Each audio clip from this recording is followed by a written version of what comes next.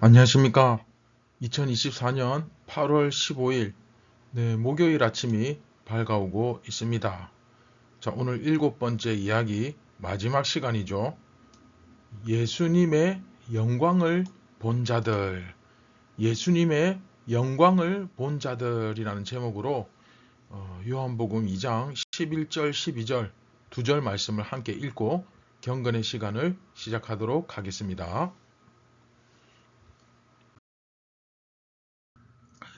예수께서 이 첫 표적을 갈릴리 가나에서 행하여 그의 영광을 나타내심에 제자들이 그를 믿으니라. 그 후에 예수께서 그 어머니와 형제들과 제자들과 함께 가버나움으로 내려가셨으나 거기에 여러 날 계시지는 아니하시니라.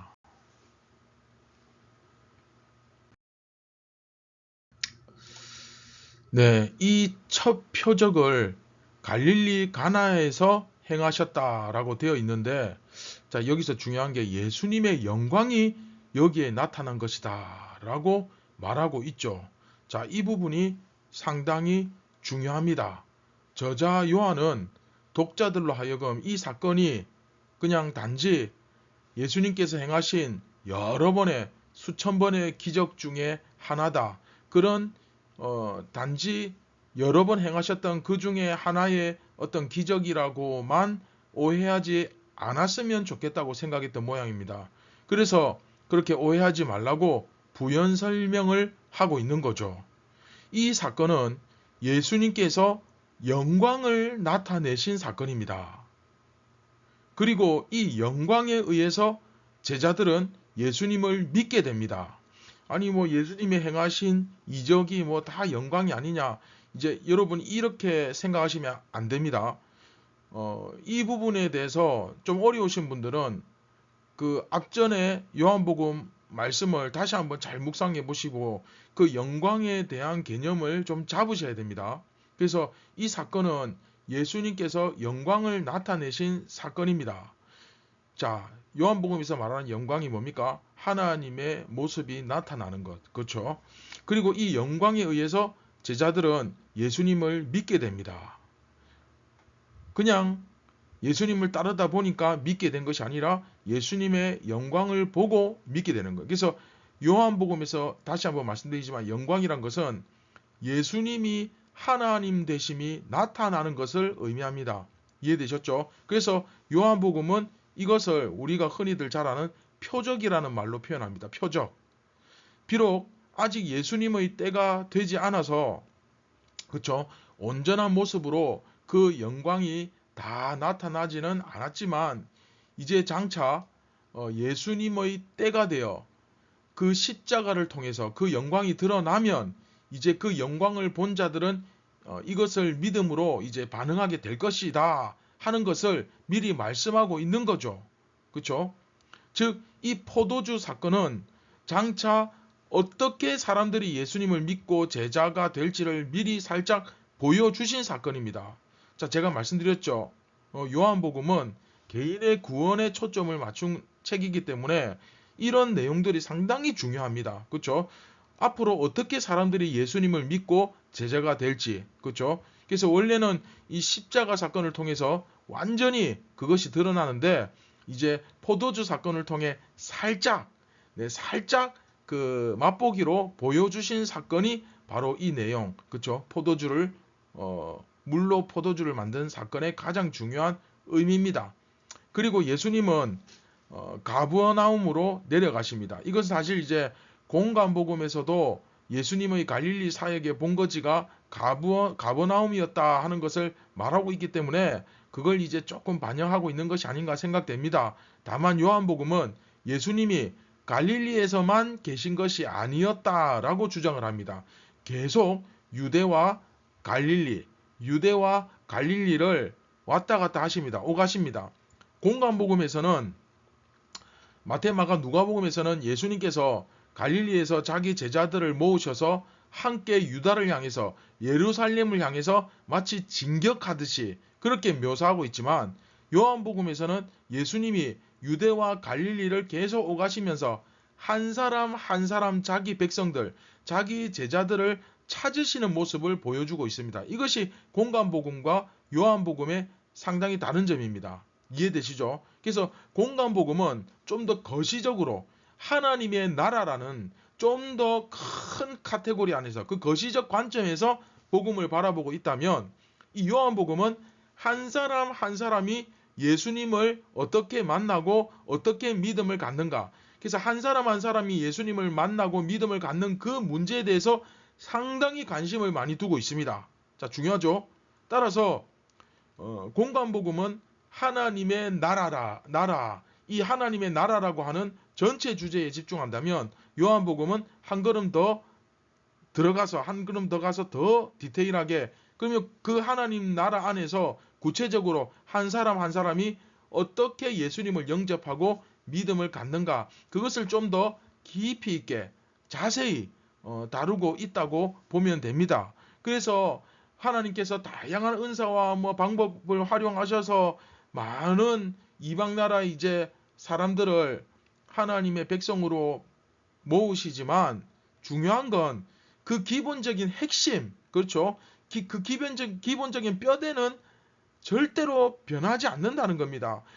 아무리, 그렇죠, 우리가 전도에 대한 다양한 방법을 쓰고 그 사람들을 교회에 부르기 위하여 우리가 또 여러 가지 방법적으로 접근을 하지만, 결국은 믿음은 들음에서 나며, 그렇죠, 말씀 없이는, 예수님 없이는 절대로 하나님께로 올 자가 없다고, 그렇죠, 못을 박죠, 아예. 그렇죠.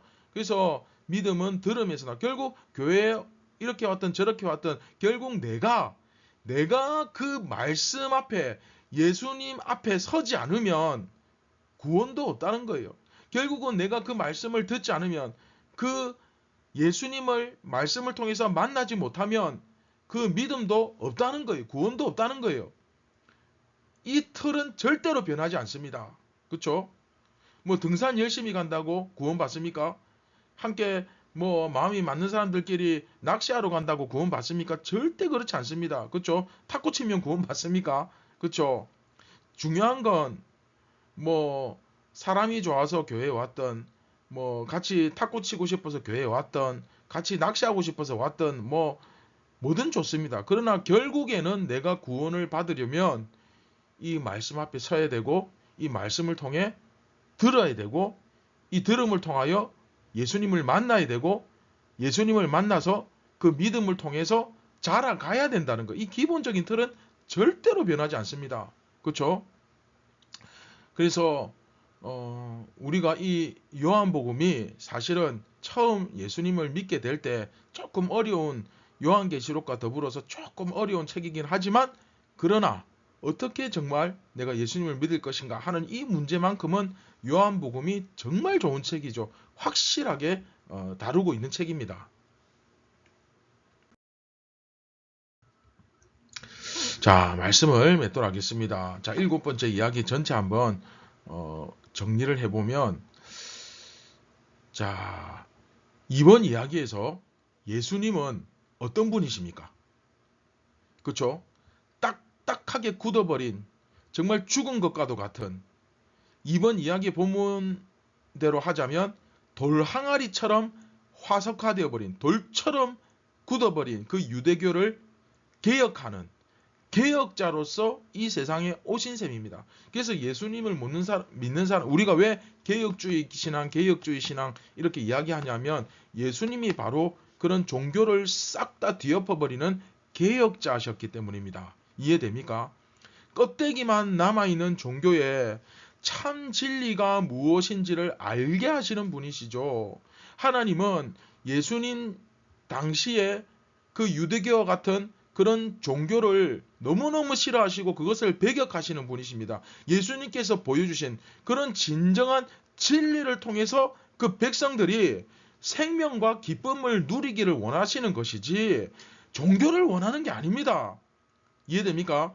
요한복음을 묵상하다 보면 계속해서 이 메시지가 나옵니다.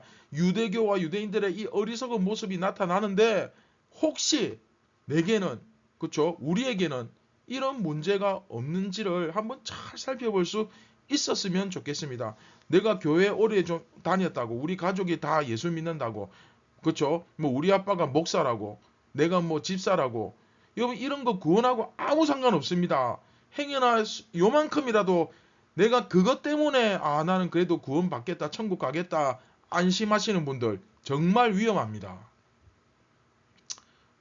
그건 뭘 봐야 됩니까? 매일매일 예수님과 예수로 충만한 나의 삶. 그쵸? 매일매일 예수로 충만한 사람은 매일매일 변화되거든요. 그쵸? 이게 살아있는 신앙이죠. 종교가 아니라, 죽은 종교가 아니라.